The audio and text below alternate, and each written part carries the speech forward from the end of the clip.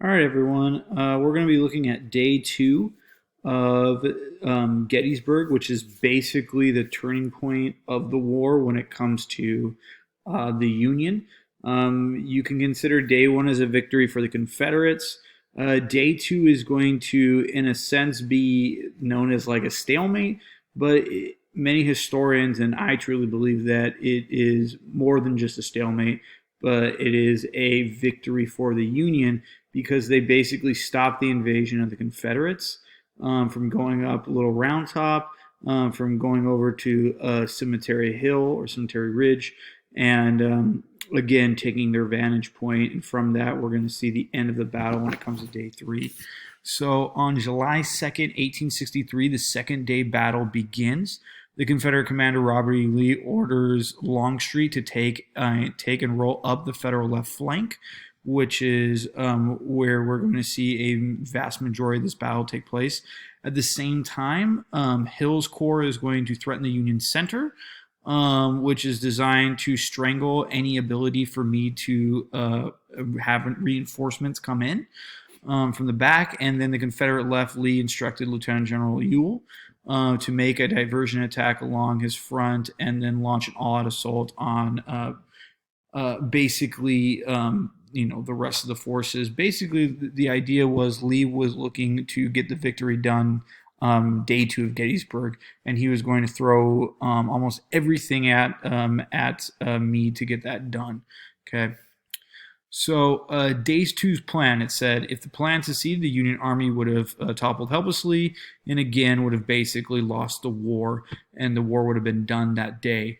During the battle, Hill failed to live up to his reputation as fighting division's commander and did not deliver his assault and power coherence that Lee had expected.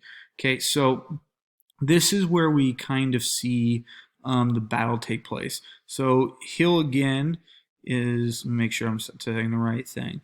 Yes, Hill again is going to attack from basically the left flank against Hancock, and he's going to basically stop there. He's not going to get, number one, the reinforcements needed there, but the bigger point is he's not going to be able to basically break these lines, which is obviously going to upset Lee because he kind of thought he was kind of depending on Hill to be able to do that because he had the reputation to basically break the lines. So then we go to Sickles' reposition. So Sickles arrived in the Corps. General Meade instructed him to take the position on Cemetery Ridge that linked up the Corps to the right, anchored his left on Little Round Top. Now, Little Round Top is significant because Little Round Top gets a direct, has a direct, basically view to this Cemetery Hill. Sickles began the movement towards a position near Little Round Top. This had two significant negative consequences. Number one, his position now took the form of assailant, which could be an attack on multiple sides. And he was forced to occupy lines that were much longer than his two divisions. So obviously that's a huge issue because if you have a division that's not big enough to basically close all the lines, you leave yourself up to vulnerability of being surrounded. So not a good idea. Sickles' reposition continues. However, it took longer for the Confederate General Longstreet to take his place in the soldiers. This was lucky for Sickles because although he was outgunned and outmanned, he would not be ready for any attack thrown at him, or he would. Longstreet met up with General Hood. Neither of them could come to an agreement on how Lee's plan would unfold, and this causing stress. So this is again where we see like the bad or the struggle that ends up going on when Stonewall Jackson is now has now been deceased and is now dead. He would have been the one making these decisions, and because Lee wasn't necessarily there next to them, and he didn't have his right hand man to basically kind of make the shots. A lot of stagnaticity was ended up happening, and Longstreet was looking for some kind of command from Lee that was never coming. So he was very stagnant and very unsure of what he was supposed to do. So you have Hood, Lee, fantastic beards, great job, guys. Now, this is where the bulk of the battle, or what we know of Gettysburg battle, takes place, is Little Round Top. This is so significant. And the men in the Regiment of Maine are going to hold strong here. Chamberlain is basically an icon when it comes to this day, because he's one of the leading officers within Maine who fight on this Little Round Top, and he is the one that holds the position and basically ends up overtaking the Confederate army and shoving them out of Little Round Top. So the approach of the Confederates were the Alabama Brigade, Hood's division, which had basically had a long, exhausting, along with 2 regiments from Texas to overthrow the Union Little Round Top. These men had been marching for 20 miles. They had not gotten a day's rest. They had not gotten water, all these things. So basically their idea was they wanted to get water and to kind of get a rest before they charged up this hill. They were not able to do so. So obviously their canteens were empty. They were literally exhausted. Imagine yourself walking in the middle of summer and then having to now charge up this hill with no water. Okay, you're going to be exhausted and you're not going to be able to do it. Your body is eventually going to start quitting on you. So approaching the Union lines, the crest of the hill, Law's men were thrown back by the first Union volley and withdrew briefly to regroup. Okay, so their first full-on assault did not work, and they had to regroup for the second assault. Again, the left flank consisted of 386 officers of the men of the 20th of Maine Regiment, 83rd Pennsylvania. Okay, so these were the men that basically stopped the war, stopped the Union from losing the war. Okay, they're the ones that were the strong point. Seeing the Confederates shifting around the flank, Chamberlain first stretched his line, the point as his men were a single file line, and ordered the southernmost half to swing back in full loop following. So think of it as like a swinging door. Okay, so he had his men as if the door was open, and then he swung the door as if the door was closed. So as he was swinging the door, he was pushing the Confederate army into one section and basically overran them. Okay, despite heavy losses, the 20th of Maine held through 2 subsequent charges in the 15th of Alabama and Confederate regiments for a total of 90 minutes. The crazy part is after Chamberlain's final charge with that swinging door tactic, they were out of bullets. They were out of all supplies, and they were not getting supplies from Meade. So this was literally like his grand plan. Like, all right, we have to do something here. If we don't do something, we're going to lose the war. So he literally screams at all of his men who are wounded or hurt or exhausted, and he screams at them, "Bayonets ready!"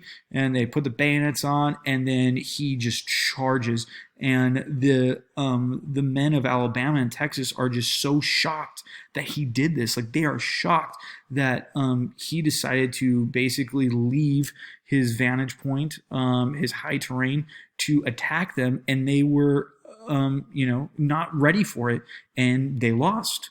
So it was, sheer whim, just like an act of God, and he just went down and basically took over the men, which is insane. I just kind of went over it. The final charge, men were out of ammunition, numbers were being depleted, and further knowing the charge would not be repulsed, Chamberlain ordered his maneuver that was considered unusual for the day. He ordered the left flank to again kind of maneuver as a right wheel forward or a shutting door. With the advancement, Chamberlain was able to overrun the Alabama regiment. During the retreat, the sharpshooters of the 20th of Maine dismantled the rest of the Alabama and Texas regiment. So again, this battle, this second day battle, is given to the men of Maine. They're the ones that stopped the Confederate army and basically shocked Hood and Longstreet. They just didn't know what to do, and that's the 20th of Maine. Chamberlain is right here in the center. So day 2 casualties, confusion July 2nd makes it difficult and accurate to assess the federal casualties. Seems likely that Anderson's attack inflicted equal heavy losses of Blue Regiment. So basically it was kind of an even number. 20th of Maine lost 199 of their 440 soldiers. 15th Massachusetts lost 148 of 239 soldiers. Wilcox's casualties were 577 soldiers. Wright had 688 killed. wounded or missing, attacking the combined strength of 4,100 men, and 3 brigades lost about 40% of their men. Can you imagine that? 40% of your men, almost half your men were gone. Okay, so it's a very bloody day. And again, for you guys to understand how the stench that was going on there. Once this war or once this Battle of Gettysburg was over, they had to bring in men or basically grave diggers from outside of Gettysburg because there wasn't enough. And you could smell the stench of death from miles away. So that is how disgusting it was. The sheer heat and humidity and mud and blood that was sunk into Gettysburg would last for years. Did I bypass something? I did. So we're going to stop here because we just went over Little Round Top. Let me make sure I want to stop there. I kind of jumped. Oh, no, I didn't. Let me pass. Sorry about that, guys. Give me 1 second. I don't know why I jumped there. Sorry, guys. So yeah, we're gonna stop. We're gonna stop here, okay? And then on next week we'll talk about Pickett's Charge, which is basically the end of the Battle of Gettysburg. Make sure that you guys do the Gettysburg Address assignment that's on the calendar, and I'll talk to you guys soon.